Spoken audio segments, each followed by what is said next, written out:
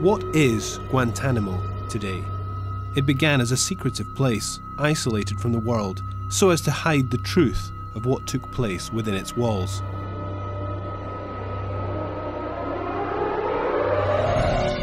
In 2012, now recognised across the world, it represents a decade of damage to human rights.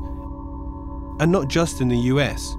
Guantanamo has politicised justice internationally by portraying detainees as having no human rights. Nearly 5,000 miles away, in Mauritania, the family of Guantanamo detainee Mohamedou Ould Slahi wants to know why he has not been sentenced or released. تم اعتقال ابننا في نوفمبر 2001 من قبل السلطات الموريتانية، وتم ترحيله إلى الأردن ثم أفغانستان ومن ثم إلى غوانتنامو منذ حوالي 11 عام وهو غائب عن العائلة. تعرض لكثير من التعذيب والمشاكل. إنه عار على دولة تدعي الديمقراطية أن تعتقل سجين لأكثر من 10 سنوات دون أن تقدمه إلى العدالة أو تطلق سراحه. نحن لا نريد إلا أن يطلق سراح ابننا أو يقدم إلى محكمة مدنية عادلة. There's a number of detainees who the US administration or its courts have already said should be released. And the reason they remain there is very difficult to understand in anything other than terms of simply people playing politics. Clearly, in international armed conflicts, states can recognize people they capture as prisoners of war and hold them until the war is over. What's happened in this case is the United States has defined for itself a kind of war that would seem to go on everywhere and forever, and then use that concept as the basis to assert the right to indefinitely detain people. Many countries now cite Guantanamo and the example of US counter-terrorism policies to justify their own human rights violations. Mauritania recently adopted new anti-terror laws and have held detainees incommunicado and tortured them to extract confessions.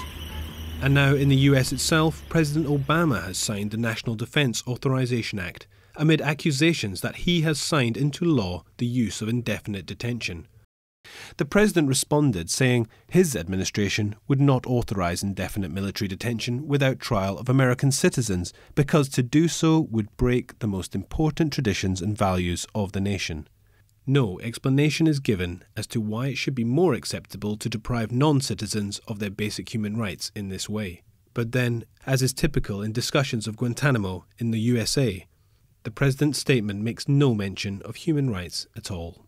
One of the big challenges for Amnesty International is the very widespread acceptance in the United States, not only by politicians, but by the judiciary and by many people in the public, of this idea that the United States is at war, that there are exceptional circumstances in which human rights have to be set aside.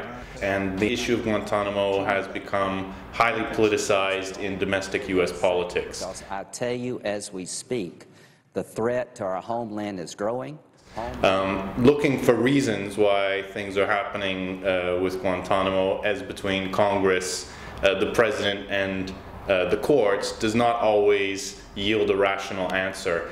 And all of this is kind of fed by a politics of fear that's being exploited in the United States at the moment.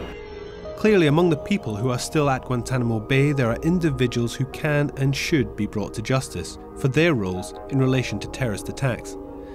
But there is an entire law enforcement system in the United States that has essentially been ready and waiting since September 2001 to bring those individuals to justice.